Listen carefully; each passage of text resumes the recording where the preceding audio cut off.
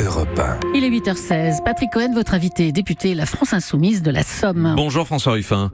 Vous avez été l'un des orateurs des Insoumis sur la loi agriculture et alimentation dont les débats se poursuivent. Avant de parler du bien-être animal sur lequel on vous a fortement entendu dimanche, notamment un mot sur le vote de la nuit, l'interdiction du glyphosate qui ne sera pas inscrite dans la loi. Je pense que c'est une même logique, c'est-à-dire qu'on fait une loi à minima et on met pas grand-chose à l'intérieur. Donc on a eu des longs états généraux de l'alimentation qui ont duré pendant des mois et des mois.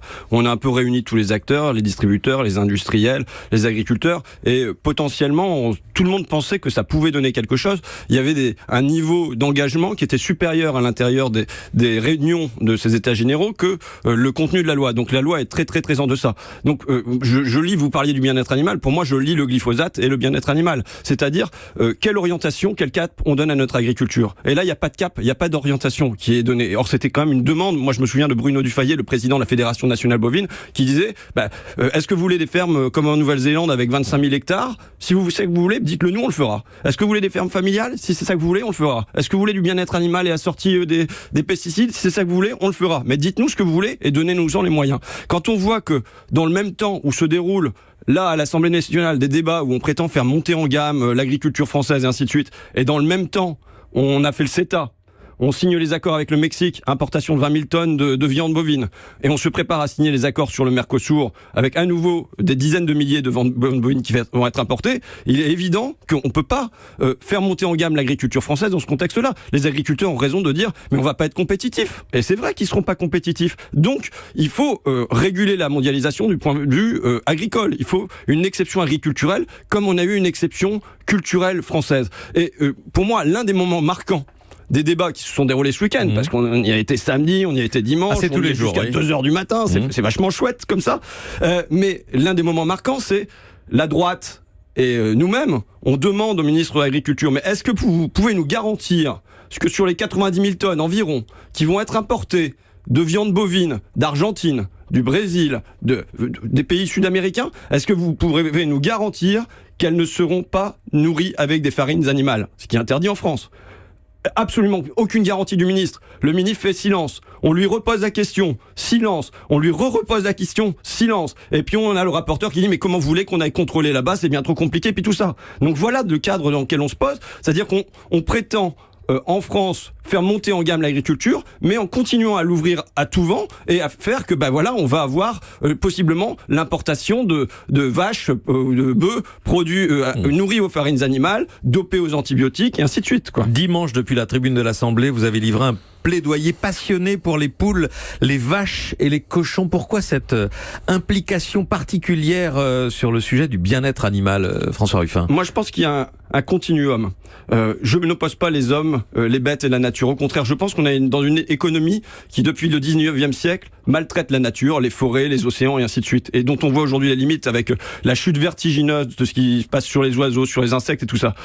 On a la même économie qui, dans les filières de l'agroalimentaire, depuis l'après-guerre, a construit un système qui fait que les poules, les vaches, les cochons et ainsi de suite ne sont plus considérés comme des animaux mais comme des choses. On parle de minerais dans ces filières-là. Et voilà. Et oui, pour la viande qui sert à la fabrication de c'est quand même très produits cuisinés. Et en fait, je pense qu'il y a un paradoxe dans notre société, c'est que d'un côté, il y a une sensibilité qui croît à l'égard des animaux, et de l'autre côté, une maltraitance dont je tiens à dire qu'elle ne relève pas des individus. C'est pour ça que je suis contre le texte, sur ce volet du texte, parce que c'est comme si c'était des agriculteurs, des bouchers... Qui renforcent les sanctions sur la maltraitance animale. Comme si c'était des individus qui étaient maltraitants, alors que c'est le système qui est maltraitant. Vous êtes plutôt contre les vidéos aussi dans les abattoirs? Je suis réservé. Parce que vous pensez qu'il y a un risque de flicage des salariés? Je crains ça. Je crains ça. Maintenant, j'ai pas une grande position sur la question. En revanche, c'est comment on transforme ce système-là, comment on sort les poules des cages. Comment on fait pour que il n'y ait pas les queues systématiquement coupées pour les cochons? Comment on fait pour qu'ils ne vivent pas dans des univers qui sont quand même de fer et de béton, mais qui puissent avoir accès à la pâture? Et moi, j'ai vu des agriculteurs qui font l'effort de mener une autre agriculture.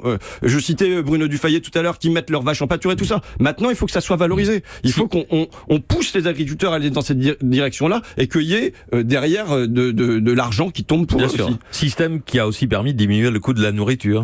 de démocratiser la consommation de la viande. Je ne nie pas du tout. Et maintenant, je pense que on doit passer à moins de viande, mais mieux de viande. Mieux de viande dans la qualité de cette viande elle-même, dans la manière dont elle est produite également, et dans le bien-être animal, dans la manière dont elle est produite, parce que cette économie que je décrivais, elle maltraite la nature, elle maltraite les animaux, mais derrière elle maltraite aussi les hommes, et en particulier les hommes des filières de l'industrie agroalimentaire. Aujourd'hui, les paysans sont pas bien traités par cette industrie-là, par Bigard, par exemple. On a eu des auditions en commission, ils sont maltraités, mais aussi les salariés qui ne cessent d'avoir des troubles musculo-squelettiques parce qu'ils doivent décrocher 3000 poulets par jour et ainsi de suite. Donc on a une maltraitance généralisée. Vous voyez, moi ça m'était apparu de manière criante au moment de la première faillite de Doux.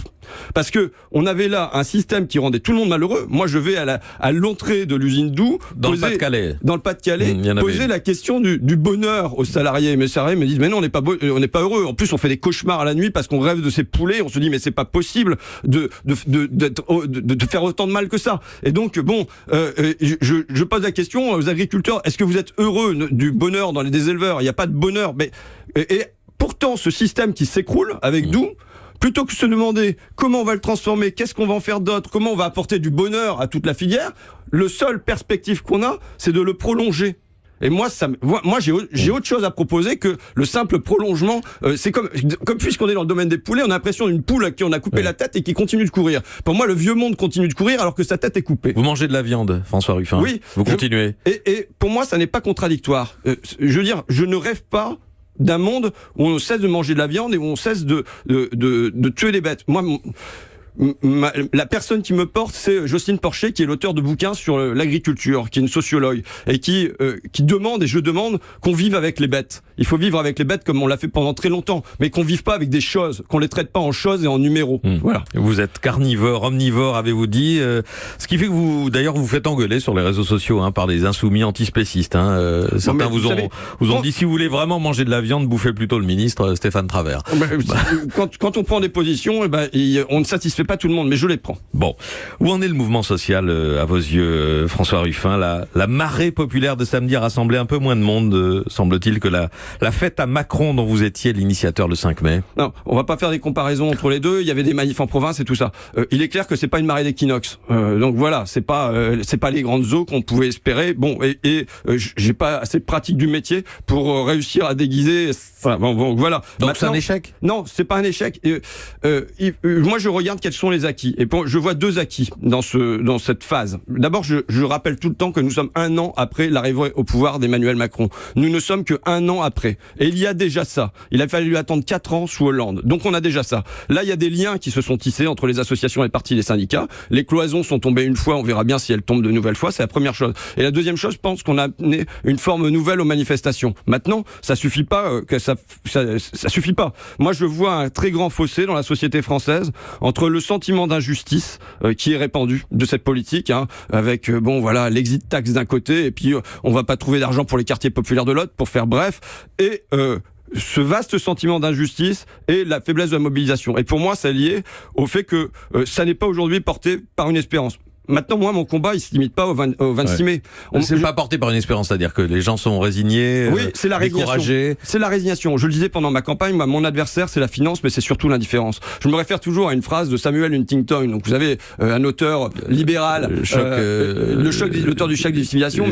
En 1975, il rédige un rapport pour la commission trilatérale, donc qui réunit les élites japonaises, américaines et européennes. Et qu'est-ce qu'il écrit dans ce rapport? J'ai le texte exact, mais grosso modo, il écrit: aujourd'hui, il y a trop de démocratie.